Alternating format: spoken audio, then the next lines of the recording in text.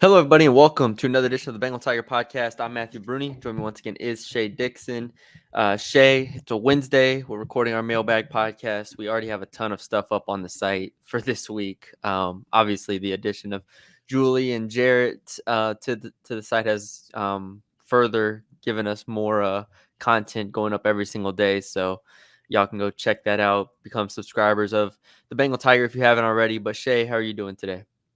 Doing well, yeah. Having Jarrett, Roser, and Julie Bodwin, both who were at the Times Picayune back in the day, NOLA.com, at Rivals. They've kind of done it all when it comes to covering the team, recruiting, and it's definitely taken us up to another level.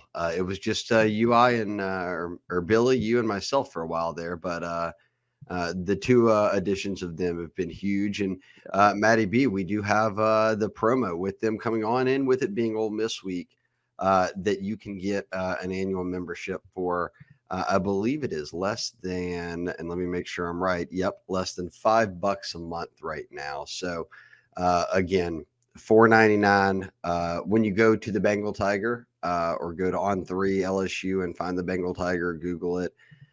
You'll see the banner will pop up, and the promo code is GEAUX, but it'll also show it to you in there. So you can click on that. $4.99 for a year each month is about as good as it gets. And now that we've added more people, we'd love more support from you guys, because that's how we continue to grow. Yep, there it is on the screen for those wondering. Promo code GO GEAUX. As always, LSU versus Ole Miss. It's the big game. It's the game everybody's talking about, and We're here. a lot of our mailbag questions are that direction. We will also have a preview podcast on Friday in even more depth with our predictions and everything like that. But this is a good way to jump into kind of all of that stuff. So, do you have the mailbag up? You have it ready? I'm up. I'm up and ready. Let's do it. All right, let's get it rolling with first question. Gorilla, what is Chris Hilton's status for Saturday? We're recording this Wednesday before lunch, but Brian Kelly just talked on the SEC teleconference. Pretty non-committal on it. Matty B just said that the recovery process has been slower than they expected. That's obvious. I mean, he was at one point listed as a game time Probable. decision for week one, Yeah. and he has not played since then. So, look, we'll have a story up with all the quotes, but I can paraphrase it. Kelly did not give me the sense that Chris Hilton was playing this weekend, unless he was playing very coy about it. Yeah. Like you said, it was very non-committal, very much. Well, he's trying to be out there, but it's taken a while to heal. If you're saying that on a Wednesday where he's already sat out for 5 weeks, it's kind of hard for me to believe that he is going to be at full go. They said last game that he could have played at what was it, 85% against South Alabama, but they wanted to hold him out and get to the bye week, and now it's like, all right, we're 2 weeks later and it's still not 100%. So it's, Well, and we'll see. Look, his exact quote, he said, it's been a complicated injury. Let's get the record straight. Chris has done everything he can to get back as quick as possible. It's just been an injury where the healing's just been slow, but he's put in the time and he has the want to be out there. It's one of those unusual injuries that's taken so much longer to heal than normal. We'll get him back out there, and I'm certain he'll be a welcome addition to our offense. So I don't know if that means this week. I don't know if that means get him back out at practice. I don't know what that means right now, but I think with Chris Hilton, we're kind of on a wait and see. Yeah. And we have other questions about receivers and playmakers and stuff like that with Hilton. So we can talk about him a little bit more and all those. And we'll know by game day. They have to turn in who's in and who's out. So we'll have a feel for it ahead of time. Rosie Finch boys. Gosh, I haven't seen that username in a minute. How is Shelton Sampson progressing after being mentioned by Brian Kelly a few weeks back? And then he asked about Hilton. So we'll answer the Sampson part.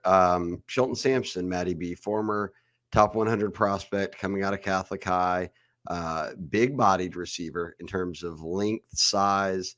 I think his only kind of time he popped on the radar in year one, when every receiver took a red shirt playing behind all those guys last year, was when he dropped a couple of passes. But He's come back this year, gotten into games. What are you making of the reality that some receivers could be out and they need other guys to step up? Where does Yeah, Sampson fit into this mix? so the receiver room as a whole, we'll have to see about. And I know we have a question down here somewhere about CJ Daniels, which we'll get into as well. But it's like at some point it feels like Shelton Sampson's going to need to make a play. Like at some point this season. Now I don't think at any point he's going to need to be a focal point or anything like that, but he gets on the field still in most games. Like they'll roll him out there, but he just doesn't kind of pop. He doesn't really do anything that stands out. He doesn't really get targets, and when he does, it's unspectacular. So I I think he's progressing. I think he's further along than what maybe people think, but ultimately, in this receiver room, we talked about it going into the year. It's very easy to get buried. Shelton Sampson to me has always been a work in progress. I think it's been disappointing considering how highly I was, and a lot of people were on him out of high school. But ultimately, I think he's going to have to make some plays for LSU this year. I mean, here's the reality of where it's at right now. And yes, look, if you still don't have Chris Hilton, we'll see the availability of everybody on offense, pass catching wise, because even Caden Durham's banged up. CJ Daniels has been banged up. Different Gal Parker's been banged up. I mean, everybody's battling something at this point, Matty B. But 14 guys have caught a pass. Shelton Sampson isn't one of them yet. So I don't know how much I can say he factors in for me, considered to this point he hasn't caught a pass yet. Yeah, I agree. It's been fairly disappointing, but not a complete shock in terms of how hard it is, I think, to get on the field with this receiver room. And if Chris Hilton comes back, then it'll be even more challenging. This one's for you here because you just wrote this article for the Bengal Tiger yesterday, Matty B. What does LSU defense, and this is coming from Tiger Fan 11, what does LSU defensive coordinator Blake Baker do against Ole Miss? Do they blitz dart or do you try to drop 7 or 8 guys? So what's your approach here? You wrote about stopping this Ole Miss offense and specifically their quarterback Jackson Dart, who throws it and runs it. Yeah, twofold.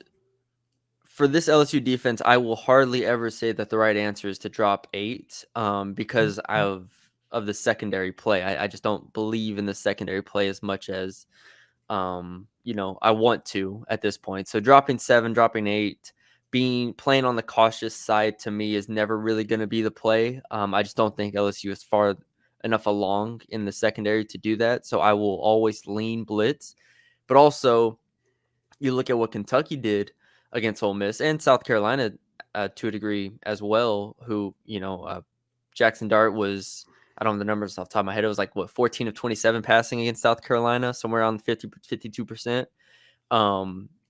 So neither game he was really comfortable, and both of those teams got adequate pressure on him. Kentucky had 4 sacks, South Carolina had 1, but a good amount of pressures. This is an offense, and this is a quarterback in Jackson Dart that, like a lot of quarterbacks, is not comfortable with that pressure. I think people take for granted like the Garrett Nussmeyers and guys like that can make those type of throws. Jackson Dart is not at that level. He's a guy that wants to be in rhythm. He wants to know what he's seeing, which is a big part of the Lane Kiffin offense, is know what you're seeing, know what your options are, and kind of counter it. So I do think LSU needs to be aggressive and needs to be able to get to Dart, which is, we'll talk about on the preview podcast plenty, but, the defensive ends are going to be important. The linebackers will be important, all that stuff. So long answer short, I'd say blitz. Well, and look, Blake, LSU and Ole Miss got into that shootout a year ago where both teams put up insane total yardage in points, and LSU ends up losing the game. Blake Baker was the DC at Mizzou. They got into the same type of shootout. So not only has this LSU team seen Dart, but Baker's seen Dart as recently as a year ago. So I do think that, like you said, they'll have a game plan that's probably a bit different from what they've done in the past approaching this one. Let's get to the next one. Story of the year. Does a healthy Chris Hilton and emerging Kadyn Durham at running back make this offense even more dangerous. No doubt about that. I think that you have to view that through two lenses. One, Chris Hilton, is he like your missing piece at receiver, like that one more explosive guy, the vertical threat? And then Durham, who kind of answered your run game woes. And for Hilton, we haven't seen him yet. For Durham, it's already happened. So for me, these dislocated toes with Durham, which it appears he's fine, not fine, but he's going to play through. He's going to play. He's got to be good in this one, more so for me than them needing Hilton back to win the game. Yeah, I agree. Durham has already cemented himself in this offense, I think, as being a playmaker. Hilton, I've said it time after time that I think it's more of the threat of Chris Hilton that this offense needs than the production. Right? You don't need Chris Hilton to go out there and catch 5 passes a game for 80 yards to take this offense to another level. You need him to be a threat in the vertical pass game, which they just don't really have right now. So, yeah, I do think obviously having Hilton and Durham does make this offense more dangerous because it just overall speed on the field, and speed is important in football. Yeah, I think we'll see with Hilton, but they've passed the ball well. They've got some good receivers, a tight end that they trust. Durham is the one that I think has already proven it takes it to another level because it gives you a run and pass balance, which is what they did not have before we've seen Durham really step up. MB21, for LSU to get the dub, who would you say is the player that had to have the biggest impact on the game? I'll do a segue there right through. I'll go Kadyn Durham. I think that if Kadyn Durham has a big game, that means that the run game's working. I don't think like Ole Miss's worry, much like LSU's, like, oh, the DBs, they could give Yeah. up a bunch of yards to Dart. Ole Miss's worry is that the DBs are going to give up a bunch of yards to Nussmeier. So, like, I know no matter even against good pass defenses, like Nuss and these receivers can make plays happen. If they also have a run game, then you're moving the sticks, then you're 10 plus play drives, then you are taking time off the clock. And I think that's kind of what you need to do or hope to do in a game against a team that's very high powered on offense. So I'll go Kadyn Durham. Yeah. I'll say Braden Swinson, kind of what I talked about with the pressuring of Dart. South Carolina's edges, Kentucky's edges had some success. I don't think this is a great offensive line for Ole Miss, so I'll say Braden Swinson off the edge. He's been spectacular this year. One of my top 5 players on the roster before the season. Never started a game for LSU, but boy, he and Savion Jones have really been dominant as edge guys for him. They'll both be big in this one, but Swinson's got himself a couple SEC D lineman of the week, player of the week honors, you name it. He's knocked it off the bucket list pretty early here in the first half of the season. You need him as SEC play ramps up. Speaking of SEC play, Matty B, Rustin 97, you just touched on this, so I'll let you take it. It seems like Kentucky was able to keep Ole Miss out of rhythm offensively by stopping the run and playing keep away with long, sustained drives. Do you agree with that assessment? 2, do you think that plays into what LSU's actually does well so far this year? Yeah, I don't think Ole Miss is. I mean, because people, I guess, haven't thought about that. LSU, I don't think is playing keep away by design on offense. I just think that's how their offense is operated. Yeah, so I'm trying to figure out how to answer this, but yes, I do think LSU's offense will have more sustained drives. Kind of, I mean, we saw it in the USC game, we saw it in the South Carolina game. Like, it hasn't been a ton of big plays by any means. I mean, explosive play rate wise, they're very mediocre in the middle of the pack in the country. They've had to sustain these 12, 13, 14 play drives consistently, which I do think is a good thing against this Ole Miss team. But, how much will that help the defense? I don't know. Like, Ole Miss is still very much going to get theirs in this one. I'm trying to reread the first sentence again. Ole Miss out of rhythm by stopping the run and playing keep away long same drives. I mean, yeah, they Kentucky stopped the run. I don't think Ole Miss really has had consistent run presence outside of Dart this season, or at least in their 2 SEC games. So I do agree with that. Okay, well, frame it that way. If LSU can keep Dart in the pocket, slow him down from popping off long runs or picking up multiple third downs with his legs Yeah. when the pressure doesn't get home. And they do have these continued sustained drives. Is that best case Yeah, scenario? it is best case scenario. It puts pressure on Dart to be accurate and on time, and should, in theory, put them in some longer down and distances. So I do think that is best case scenario. So I would agree with that assessment, and I do think that plays into what LSU's offense has done so far. Hasn't played into what LSU's defense has done so far, though. I mean, I I understand the South Alabama game was another step in the right direction, but we still have too many games of evidence to say that LSU is still not a great run defense, and that, or at least not one that can prevent giving up a big play when they've done a good job all game, and then boom, big play pops. Like if you do that to Ole Miss, they're going to out scheme you. They're going to, if you give up free touchdowns, you're in a lot of trouble here. You can't give up those 75-yard touchdowns. You can't give up those 50-yard touchdowns because Ole Miss is just going to keep exposing your weaknesses. This is a 2.5-point spread for Ole Miss too. LSU is the underdog at home. I saw it at 3.5 yesterday. And Is it that means down? it went up because it was 2.5, and I think that Vegas was begging people to say, "Oh, Ole Miss and just beating them by a field goal, easy money." Yeah. That to me says that LSU might hang around in this one more than people might 3.5. realize. Yeah, 3.5. For Ole Miss on the road is a lot of points. All right. Well, I think that when they did 2.5, I think that Vegas was begging the public to Yeah, say, it got "Oh, them wait, over. what? No, I Give them a agree. field goal? Like I'll bet on Yeah. Ole Miss in a heartbeat." Yeah, no, I agree. And then that's why they had to raise it past that key number of 3 to 3.5. It's like, That's still small. That's all. Look, yeah. we came into this season thinking they'd It lose by 40. Well, it was 6.5 before Ole Miss lost to Kentucky. So it was 2 weeks ago. It was 6.5. I don't know if And you then could you bet on that, or was that just like a future I like don't know. look? I didn't look into it. I saw it on social media. So, but yeah, it was 6.5, and then then it went down to 2.5. Now it's 3.5. So Keep an eye on it this week. You'll have final lines out on a yeah, Friday on the site we and gotta get break it back all on down. track here. This team has been killing me trying to figure out what the heck to do. Yes. Last year, Jaden Daniels handled I you. You was were very good most I was games, and he just rolling last did year, it and for now you. this year, I bet, what was it, last week was or the South Alabama game was first half South Alabama plus 13.5, and LSU covered their first half spread for the first time. And South Alabama had 3 points yeah, so LSU covered their after first half scoring spread 130 in the previous 8 for the quarters. first time in 8 weeks. So we're struggling. Yeah, All right, there you what's go. next? Better for them than you. Yes. Coach K7 said, living in rebel country makes this week tough. Man, thoughts and prayers are with you, Coach K.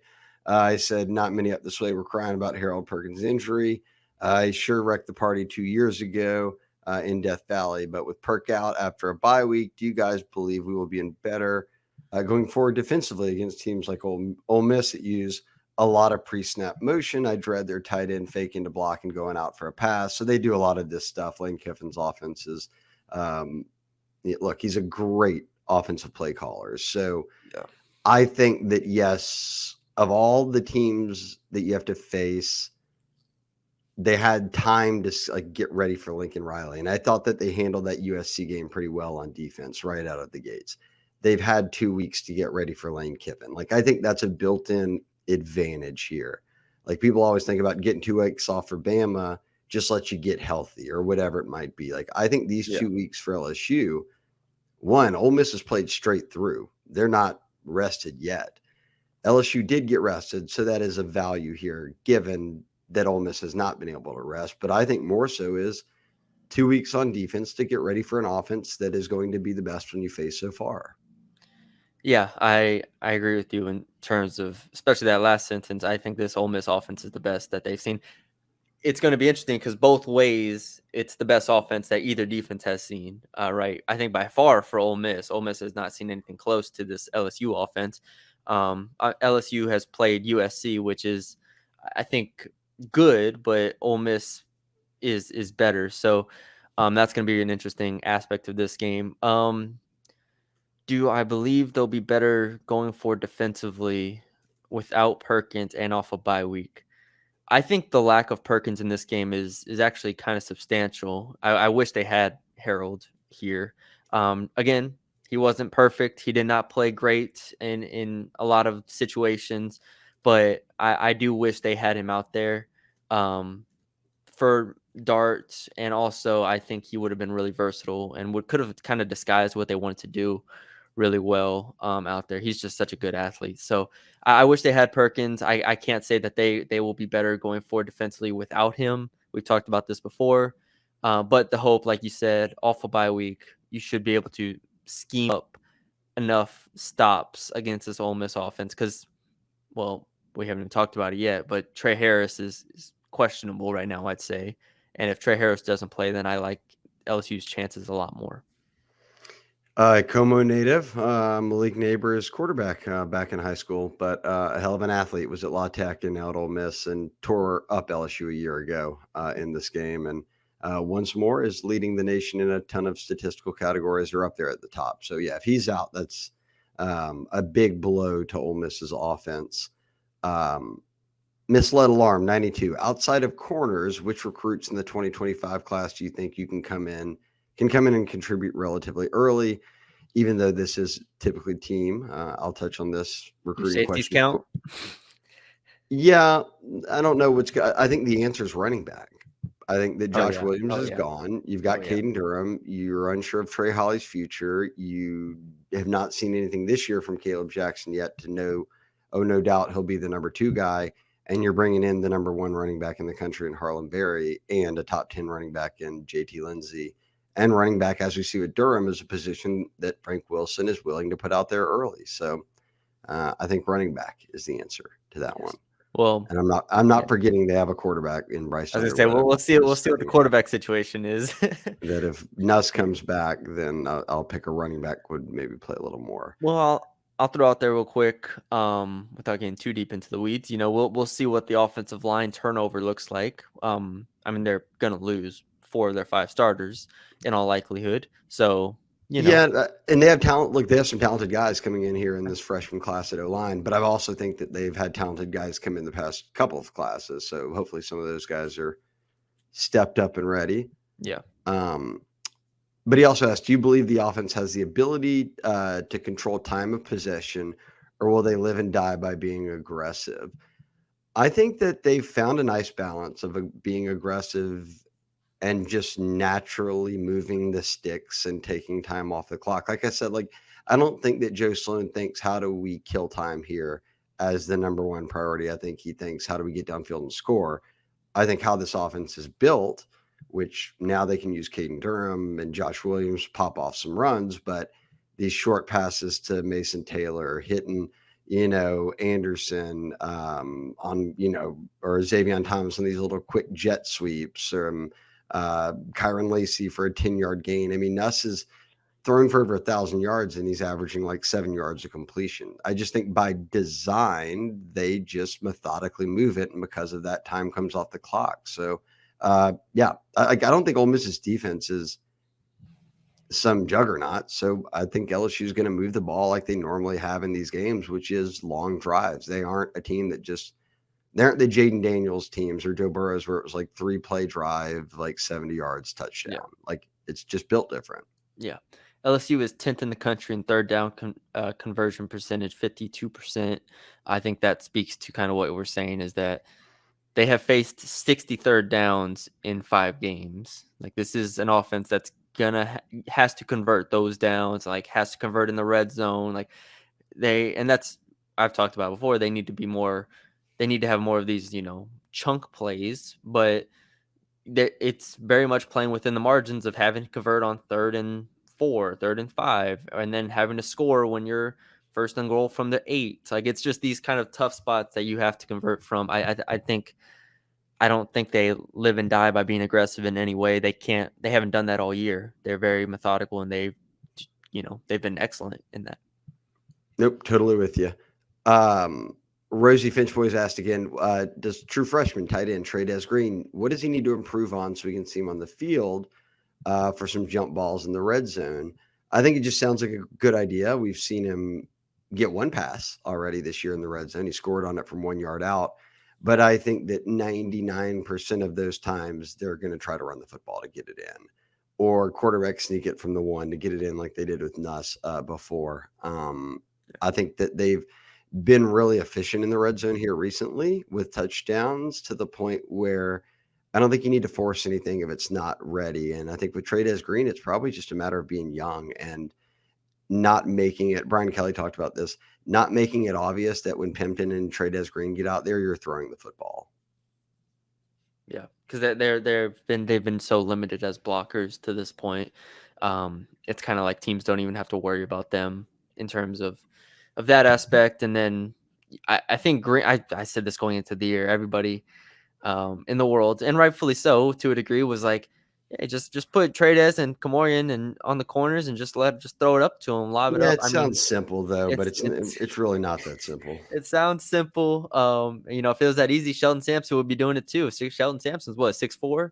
So I mean, this is it sounds simple. It's never that easy. I promise you. If it was, they would, and if that worked, even 50% of the time, they would do it. But fades in the NFL are incredibly hard, and they have Justin Jefferson and guys like that. I mean, it's a different game here. They're not playing high school dudes anymore. So you got to be physical. You have to be able to sustain. You have to be versatile as a tight end, and even as a receiver, you have to be able to block.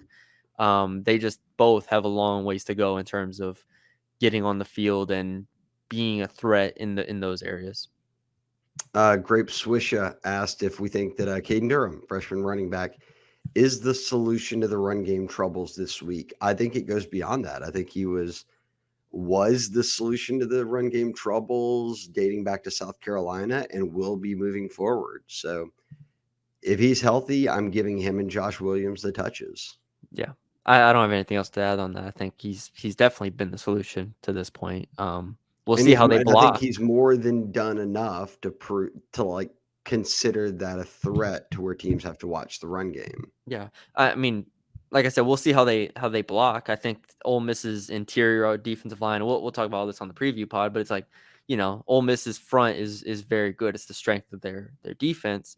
So can you run into that front consistently, regardless of who the back is? That's what my question is more so than who the running back is.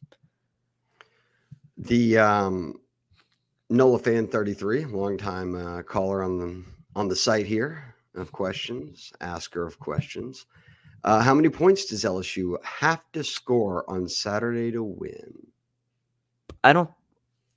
He says it's more than 40. I don't think it's more than 40. And then he said, is it more than 40? I think, and I've said this before, LSU playing a little bit slower of a pace, right? Not having those explosive plays helps in terms of keeping the score lower and keeping it lower possession.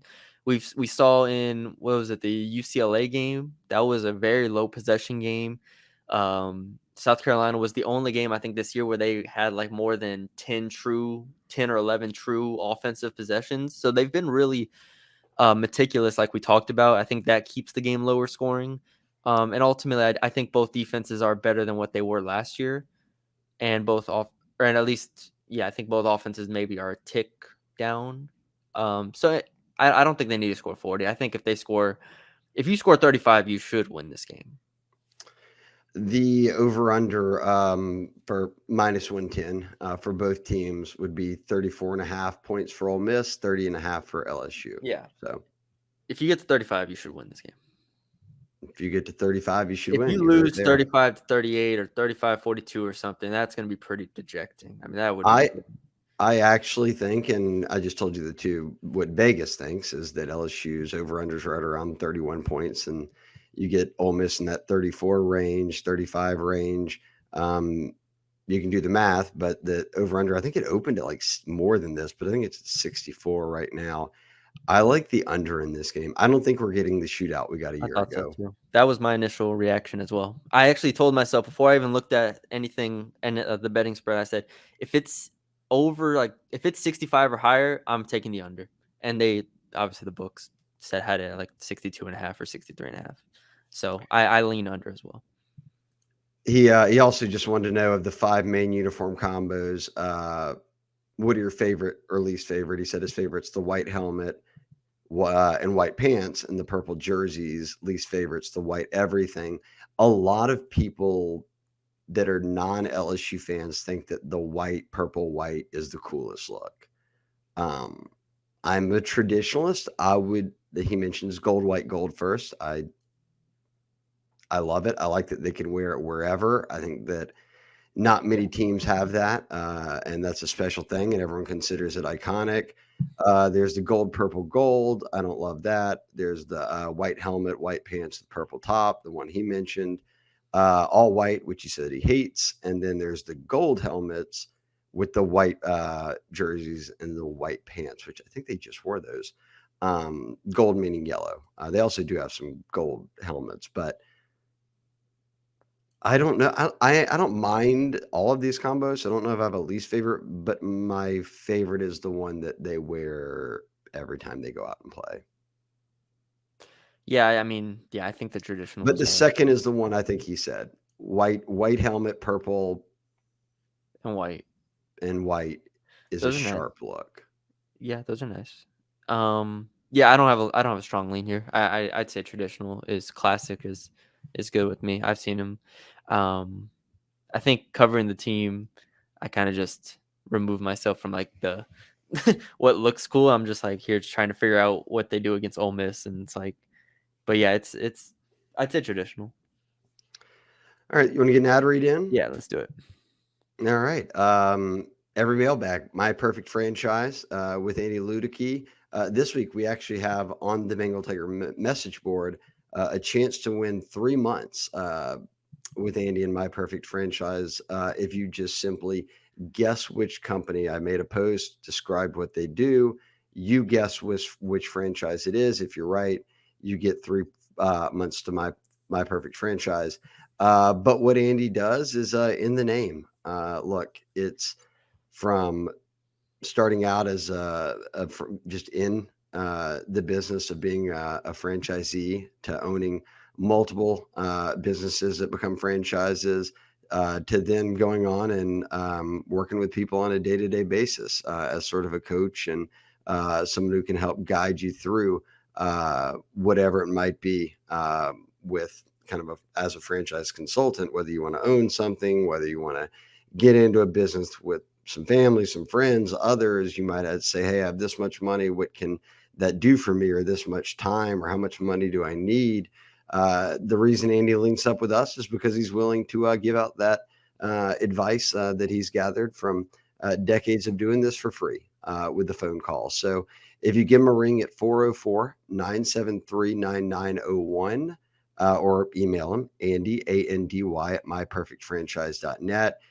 Y'all can talk about it. And as he says, if it's ready to leave that corporate rat race for something different, is it a side hustle? Are you just trying to build wealth? Are you trying to pass something on to your kids? Are your kids looking for something as they get out of college or change jobs? Any of it he's dealt with as a franchise consultant and owner. So he'll help you find the right franchises, whether it's skill set, financial requirements, how much time you have, whatever it might be, knowledge of it, what your passion is. His services, when you hear him here, are 100% free to just give him a call and talk it all over. So again, 404-973-9901 or email him at andy@myperfectfranchise.net. You can also go to My Perfect Franchise. You can Google it or go to the website to check out more. All right. All right, we're rolling along. Thomas W. Why does Zach Taylor ... Never mind. I'm too broken to care. Okay, so his Bengals fandom there is hurting him heavily. As I'm sorry, they suck. They're bad. Joe Burrow, excellent. Joe Jamar Burrow, Chase, excellent. Hey, my fantasy team: Joe Burrow, Jamar Chase, dynasty Excellent. team, got him every year. So they were in a hell of a game with Baltimore, and they end up going down. At the end of that one, but tough start for the Bengals, but obviously Joe's played great, and so is Jamar now that he's gotten rolling. But he asked, do you think be able to have any rushing success against Ole Miss? So we've got a common theme here. We've seen them play 5 games or 4-1. They can throw the football. we've seen them start to establish a bit of a run game with Caden Durham and Josh Williams as the 1-2 punch here. Does that work against Ole Miss? Are they able to run the football against this team? I don't know the answer, but I think it's going to be really challenging. I think it'll be their biggest challenge to this point. Ole Miss did a good job stopping the run against Kentucky. Also against South Carolina, none of their backs had more than, and I think Lenore Sellers as well none of them had more than 4 yards per carry. I think this front is really good from the defensive line and the linebackers. Clearly, this is going to be the best offense that Ole Miss has faced, so they're going to have to account for the pass more than they ever have. But still, I think the run game for LSU is going to have to take a little bit of a back seat to, and I wrote about this when I ranked the 5 most important position groups for LSU here. It was like, I expect Garrett Nussmeier to have to throw the ball more than 40 times, and he's going to have to be very efficient. He's going to have a lot on his plate because I'm just not sure what it's going to look like with LSU's O-line versus their D-line, the run game, all this stuff. Like, the one thing I know I can rely on is Garrett Nussmeier and these receivers being efficient and moving the chains consistently against a secondary that I don't think is that good. I think that they will be able to run the ball, and I think that if you get to 100 yards rushing in this game, I think LSU wins. Mm-hmm. So find a way. If Josh Williams can get you 30, 35, and Caden Durham gets the rest, or gets you 60 and pops off a touchdown run, and Caleb Jackson throws in 10 or 15 yards. If you can find a way to get over 100 yards, I think they win this game. That's one of my keys to the game, I will say. So, like I said, I don't know the answer. It's a tough test, but the good news is that it wasn't like they ran the ball well to start the season and now they haven't run it well. They couldn't run the ball at all and now they are running it well. So you are on a bit of a kind of the uptick right now, which is coming at the right time given your starting SEC play. Yeah. Go Bucks said, suggestions for my first time in VR this weekend. Oh, awesome. Going to the game, would like to check out some bars and restaurants, anything else you can think of. Chimes on campus would be one of the biggest ones you'd have to check out. Walk-ons, which would be on the opposite end of campus and kind of where the stadium's located, would be the two that I'd say are probably bumping on game days the most. But drop into Chimes and see if you can't grab a drink, some food, or if not, be over at Walk-ons. They'll be having outside tents, all that. It will be packed this weekend everywhere with it being Ole Miss, but show up early.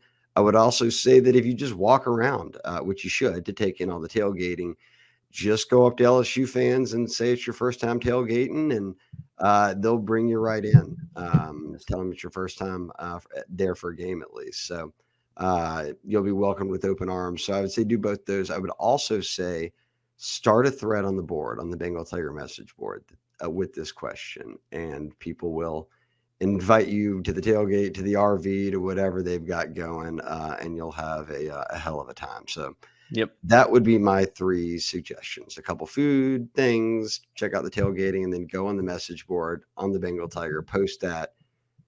Many people will hit you up and say, here's where I am, come hang out. Yes, I agree. Mango Mountain, which freshman makes the biggest impact the remainder of the season, and you cannot pick Caden Durham? He's got a caveat, which was needed there. I'm trying to go through all of them in my head real quick. I mean, Spears, Bro are the 2 starters on defense. Am I forgetting someone? I don't think Woodland. Yeah, I mean, I would say Bro. I'm just gonna stick with Bro. He gets him and Spears get the most snaps. I'll choose Spears. Yeah. If they have any shuffling at safety, he is the guy that they've been tapping into. So like, you'd like to see him have some good play for you, and certainly not be in spots where it's like, oh man, he blew this coverage or he did this. So like, I think he needs to be able to have a strong second half of the year. Yeah. I'm with you. I think they've kind of figured out their cornerback rotation as long as everyone's healthy, and that puts PJ Woodland a little bit behind the first 3. So yeah, I'll answer the same way you did. Give me then just Sean Spears at safety. Yeah. But Durham's the answer. NolaFan33. What do y'all make of the video floating around of Zalon's herd? Okay, do you know the video, Maddie Yep. B? Mm-hmm.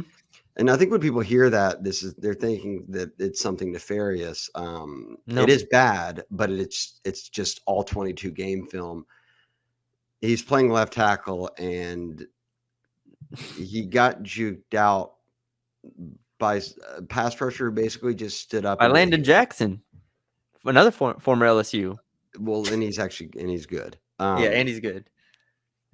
Landon Jackson, shout out, plays for Arkansas, is very good D end, left LSU, but got juked out by kind of just a hand fake, and then It he was so just weird. stood there, and Landon Jackson just ran right around him and then sacks Nico. So your thoughts? I think people had it was all the melt in the world when he left, Yeah. and now it's kind of surfacing that, oh, well, he wanted to play right away, and this is what it looks like when you play right away. Yeah, it's any situation.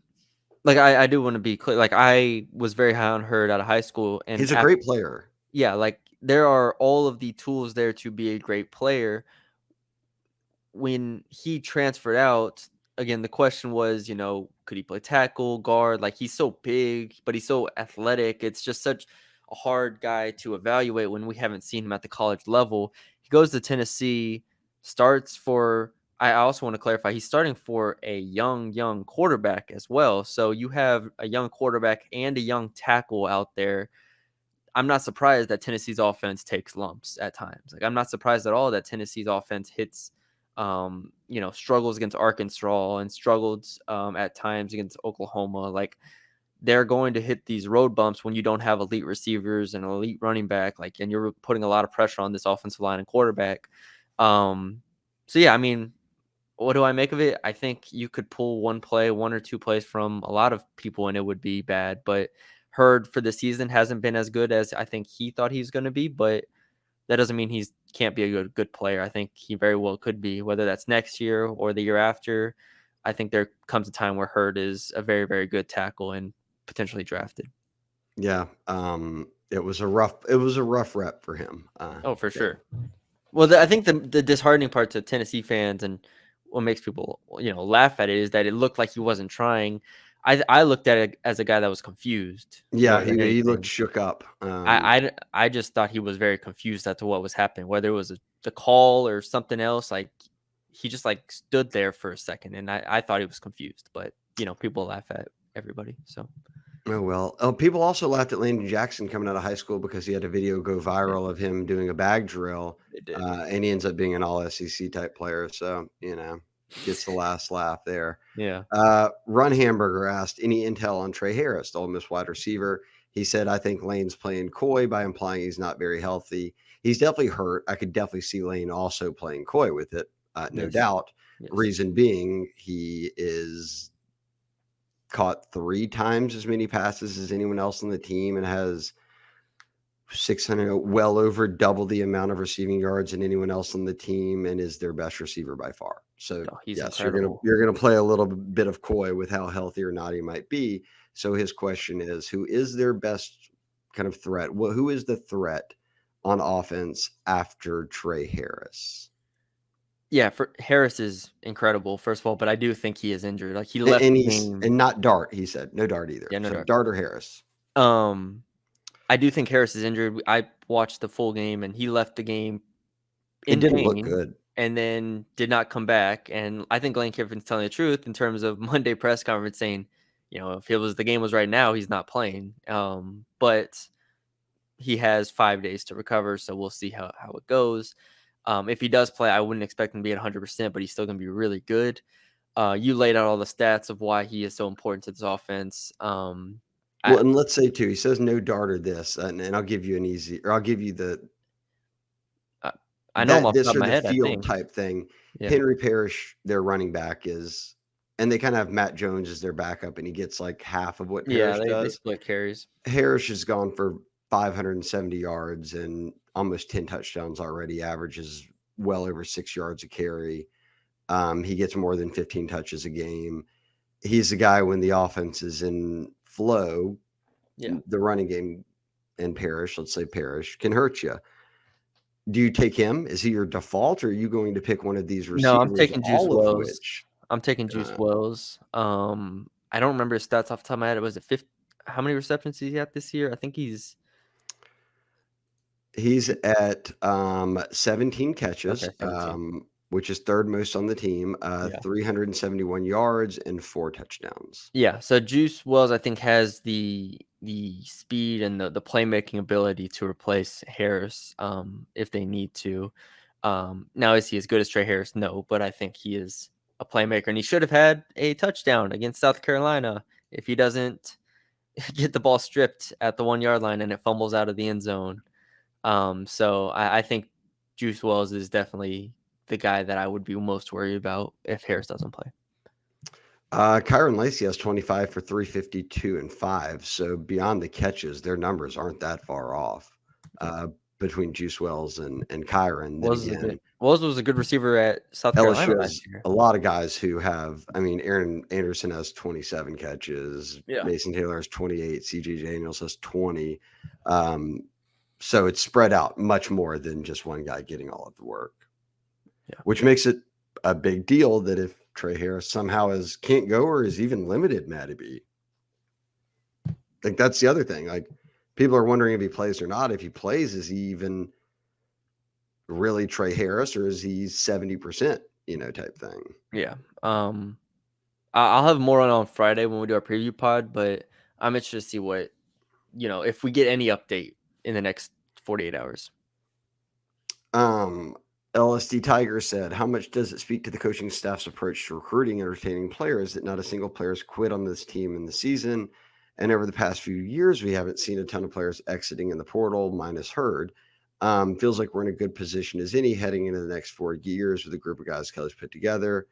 Then he just went on to curse about how excited he is for his level of excitement, and it's as high as it's been for him.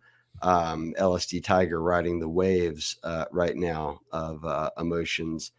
A top 3 class is coming in, number 1 player, 3 5-stars, a generational quarterback. Help is on the way at corner, number 1 running back. You've locked up Louisiana. Everything's gone well in recruiting. And yes, you have built up this team roster of really good, since Kelly's been here, all top 5 classes. And you haven't lost anyone beyond her that you would say, man, that, like, we wanted that guy to stick around, like we could have used him. Yes, there's some others in there probably. Jalen Brown, for instance, could help, and Mac Markway could help. Demario Tolan, that's a reach, but yeah, those are. There's nothing that's been to the detriment of the team to this point. That would lead to you to believe that things are out of control, or whatever it might be. Which is what he's speaking to. I think it speaks to how you pull that off is building a culture, which Kelly's big on, but it's also recruiting with a strategy of, let's recruit Louisiana, East Texas, the border states, because those guys are more likely to stay here and they're good athletes. And if we make good evals, then we're good to go.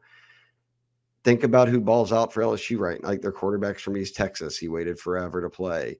Their receivers are all from Louisiana. I mean, every single one of them, minus CJ Daniels, is from Louisiana. You've got an East Texas running back, 2 of them, in Josh Williams and Caden Durham. Your O-line is 2 guys that started O-tackle for 3 straight years that are from, Louisiana, North Louisiana, and Baton Rouge. They patched it with some transfers here and there on the O-line, but by and large, even on defense, you look around and the guys like Zy Alexander, who's your best corner transfer, is from Lauraville, Louisiana. So I think the reality that they've gotten Louisiana guys, and then they know, hey, you come in, you develop, and they have played some of these young guys like a good bit this year.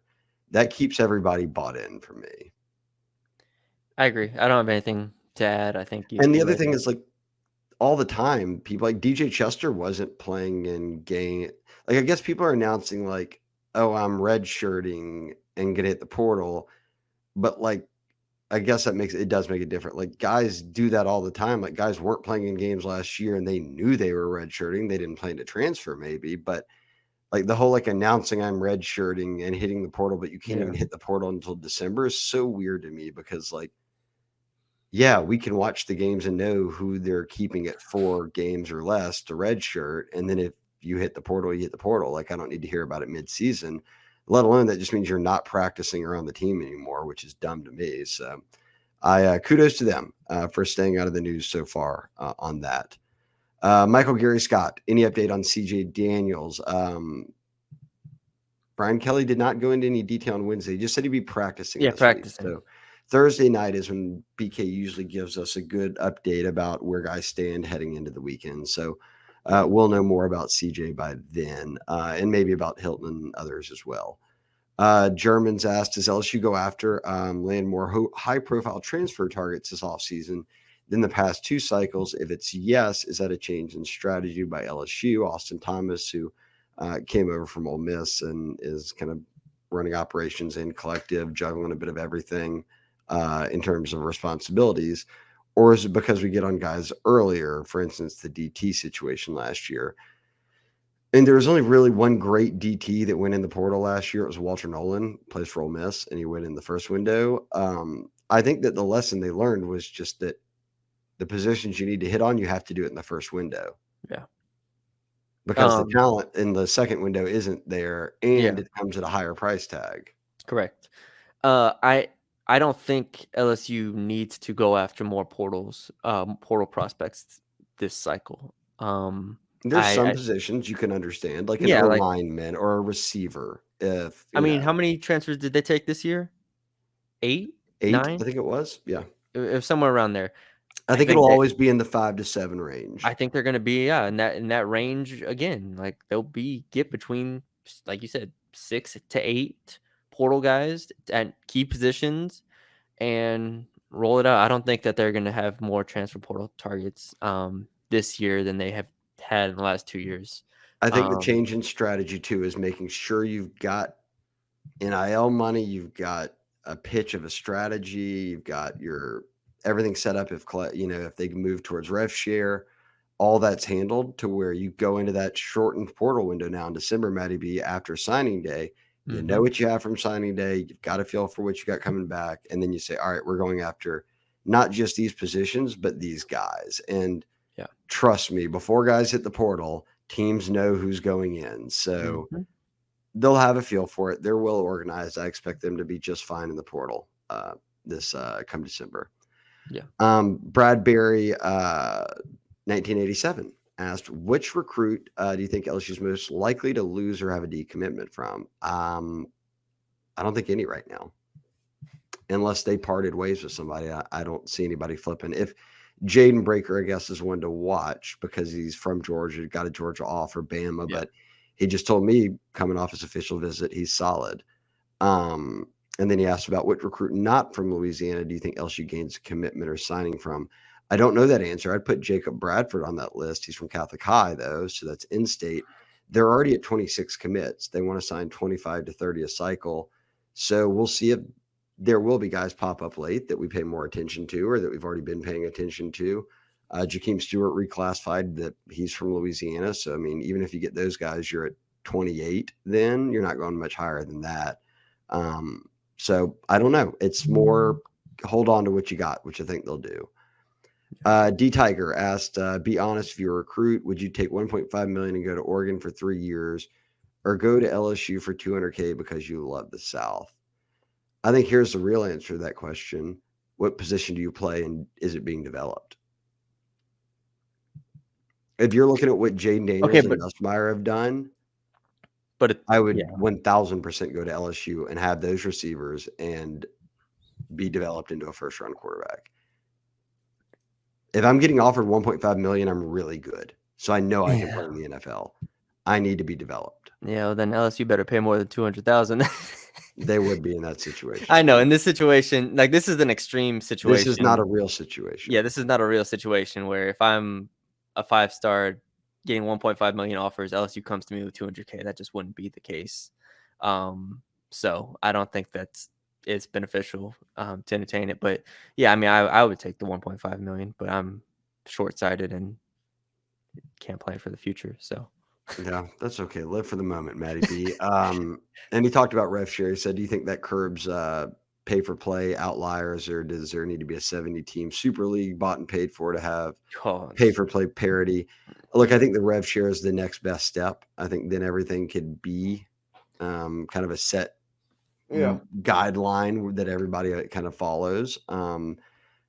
The idea or the terminology pay for play is never not going to exist. So I don't think that curbing it one way or the other, the feeling or how you could describe it could always be there. And that's just, it's been what it is long before NIL. When Yeah. it was considered under the table or whatever, it doesn't matter. It's been around, and it's in basketball, it's in football, and it didn't just start yesterday, last year, the year prior, the year prior. It's been going on for decades and Yeah. decades and decades and decades. So, but I do think rev share is the next step that will be taken, and will at least put them back on the right track. Joe Rowe, most enjoyable part of your job and hardest part of your job. Matty B, a little AMA in here. Most enjoyable is hanging out with everyone on the Bengal Tiger, for Of sure. course, yes. Go, That's also the worst part go of the job, the subscribe. hardest part. Yes. What a double-edged sword that The is. live Is game thread, the having to hardest part. mod and keep people from fighting each other, but no, overall it's obviously a I feel like a big teacher. My enjoyment. favorite part's teaching, and my least favorite part is teaching. So it's Exactly. corralling the masses. Exactly. Exactly. So, Same for you. I feel like yeah, you feel it the is. same. I mean, then you have those moments, where you watch a game in person, you're just like, "Okay, that's one that'll stick with you for a long time," like the No Alabama doubt. game and I mean, last year, even the women's basketball game against South Carolina, they lost, but it was one of the best environments I've ever been in. So it's like, those moments as well. I'll date myself, but mine is to covering recruiting, getting to watch kids go from high school to landing big offers to playing at LSU, in this case, following their careers, and then now seeing them when they're even done with the NFL and thinking, gosh, we were 15, 20 years ago talking about you as a high schooler, and now here you are with a family and done with the league and all Yeah. that. So cool to see it all play out, would be my actual answer, but I'll go Yeah. with the live threads are probably my favorite and least favorite. Um, Debut. Oh no, I'm sorry, Phelps. 48-24. What do you think of the starting safeties this week? And do you see much of a rotation going forward? We've talked about this a good bit. We Yeah. kind of disagree on maybe who it is, because if they play star, Major Burns is at star, and then you probably have Gilbert and Sage Ryan as your starting safeties. Like, you're just going veteran again. I, I mean, they've started Spears the past couple of weeks. I mean, Yes, but Spears. he hasn't played the most, right? Yeah, Like, he I don't. starts, but he doesn't play the most reps. Yeah, it's Let's just say that then. Who's in your who's in the rotation? I Spears. feel like Jordan Allen's almost not in the rotation Yeah, I anymore. mean, he hasn't been much, but I mean, that's kind of your four, right? I think Ryan, it's Spears, Gilbert. Ryan, Gilbert, and Major Burns. Yeah, that combination. Ultimately, is there an answer there? I don't think so, but I've been asked about the safety position more times than I can count in the past month plus. So, I'm just gonna keep repeating myself, is that I don't Well, think there's really an answer there. Major Burns called Greg Penn this week in middle of the night and told him, I can't stop thinking about last year's Ole Miss game. We've got to get him back. So it's on the mind of the safeties. Major's As I got said, him. Major will get him right. don't worry about it, guys. A lot of these guys did play in that game a year ago, so they've got that on their minds this week. They talked a Yep, good and bit Lane about it. Kiffin knows that too. There you go, Lane. Debut 1996. Can you put to rest any Underwood being bought out by Barstool talk for the people on the board? Thank you, my good man. I can't put it to rest for good because I don't know the answer. Here's what I do know. Michigan already was going to give and offer Bryce Underwood a major NIL package, and he didn't go there. He's from Belleville and didn't go to Ann Arbor. He had many opportunities to pick Michigan and didn't. He's going to LSU because he's talked about it, that yes, NIL can pay this much and LSU's paying this much, but a first contract in the NFL, getting drafted in the top 5, which Burrow and Daniels both did, and now you're seeing Nussmeier lead the country in completions. This is what Bryce told us. He said, look, development, how much those guys developed, what Jaden did from Arizona State to now, what Nuss did from being a backup to now. Like, That's why he's coming to LSU. And he knows it's built in that you have Jamar, Justin, Brian Thomas, Malik Neighbors, Terrace Marshall, Kyron Lacey, Aaron Anderson. The list goes on of guys who play on Sundays. NFL receivers are going to be coming through, churning through year after year. And you don't even have to rely on, they need to go out and get them. All those guys are Louisiana guys. So if you go out and get other guys, great. Those are just homegrown. They're there for you every year. So I also think Bryce sees LSU as a fit. I don't think that he's fits. And I asked him about this. You can watch it on our YouTube interview on the Bengal Tiger. If you scroll back to the summer months, he said, I just vibe at LSU. It's more of my speed than being at Michigan. Now, yes, Dave Portnoy, owner of Barstool, came and said, I'll throw $3 million Michigan's way, but I want to pick the quarterback. That would never work. Even if he whittled it down to, I'll give you $3 million to the collective, but I want it to be for a quarterback. If he's giving us $3 million, he's saying, I want to win now. Win now's portal. Like, I go get me the best portal quarterback. That's what I thought he was saying in his. He was saying that. Yeah. He was I think I just want us to have a good quarterback every year, basically. Yeah. And so it was like, go buy a quarterback every single year. He said, give me the best transfer and I'll get him. So, yeah, I don't think Bryce hasn't been showing up on other campuses. Every day he's posting LSU stuff. I think he's locked in. Look, he's trying to win a state title as a senior at Belleville. He's 2 months away from signing with LSU. I don't think he's worried about what Dave Portnoy and Michigan's boosters are up to. No. Real quick, Louisiana's 2021 receiver class, this is a loaded question, and we don't have to spend time on it, but is there a better receiver class than this in Louisiana's history? Malik Neighbors, Brian Thomas, Keon Coleman, Deion Smith, which Deion Smith didn't, but Chris Hilton, Jack Besh, Cyrus Allen, Destin Hill. How old is Trey Harris? 1 year below 2020. I looked that up. That's the reason I looked it up in the first place. There'll be some other guys probably below that. That's tough to beat. Jarvis and Odell and all them were in the same class that year. If you went back and dug, I'm sure you could find some others. But yeah, that's a haul, right? I remember the class because they were like, who do we take and not take? So crazy. And Besh has been balling out. LWT, that's a good class.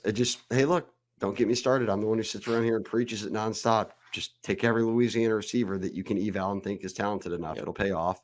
Hell, Dontavian Wicks was playing quarterback until his senior year. He played receiver over at Plaquemine.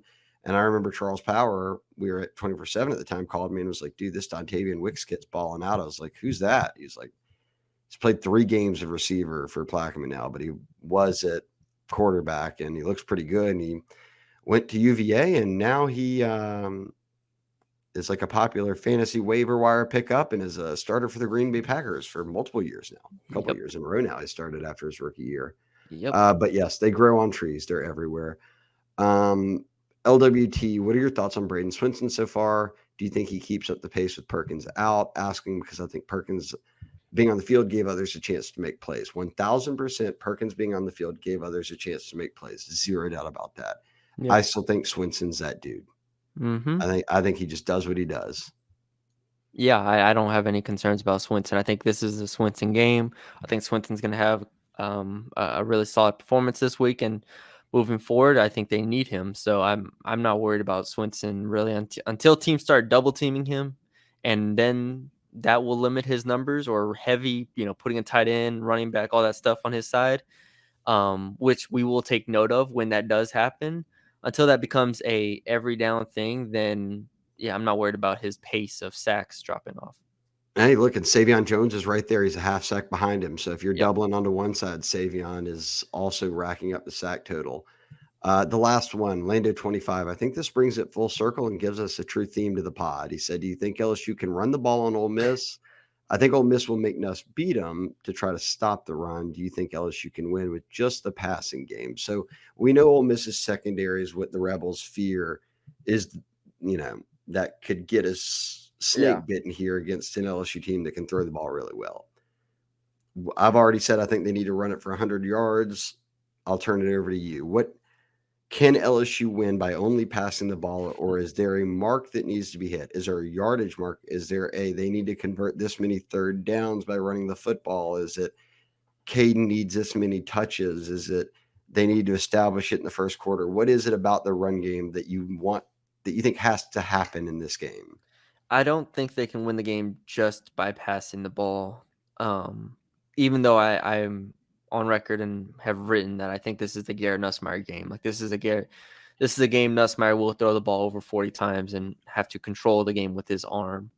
With that being said, though, short yardage situations, red zone situations, those are these spots where the run game has to get those tough yards. You're I'm not talking to worried. me about that need a yard, get a yard. Yes, need a yard, get a yard.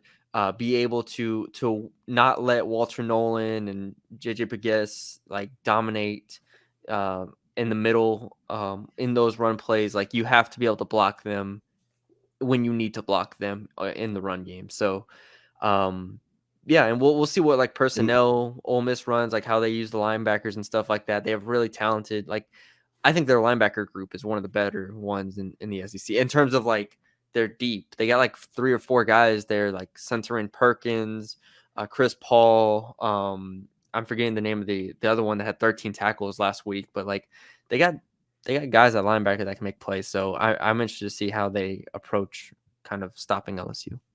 I'll leave it at this. I think there will be situations or a situation like this that could determine a swing in the game or the game. But when red zone, yes. But when you get inside the 5 and let's say inside the 3, Yeah, and run the football. In the words of T-Bob Bear, this is football. Line it up. They know you're running it. You know you're running it. Get a yard. Get 2 yards. Don't get, and I'm not speaking to like a Joe Sloan, like OC, outthink yourself situation. I'm talking about 11 dudes on the field, push them back, get it done. Because that was one of those things we talked about all the way until we saw some success here recently was they looked scared to go line up and run it for a yard. Like they looked way more comfortable if it were 3rd and goal from the 7 or whatever, than 3rd and goal from the 1. And that shouldn't be the case. So that maybe is another key. I said 100 yards. There's a key. When that crucial spot comes, it might be a 4th down. It might be a goal line play. Be able to line up and run it. They know you're running it. You know you're running it. Run it and convert. I agree. I'm excited. We'll break all this down in more depth on Friday and give our predictions for the game and game balls and all that stuff. So be on the lookout for that. But that's it. Hour and 7 minutes. Not I bad. wasn't going to say anything about under an hour to start, and I just kept looking. I was pacing well, and I just knew it wasn't going to hit, so I just let it ride. I just never said it. The over bettors are making a killing on us right now. But this was a shorter than normal, I would say, for the amount of questions. We less rolled than an through. hour and 10. Good job. We did good.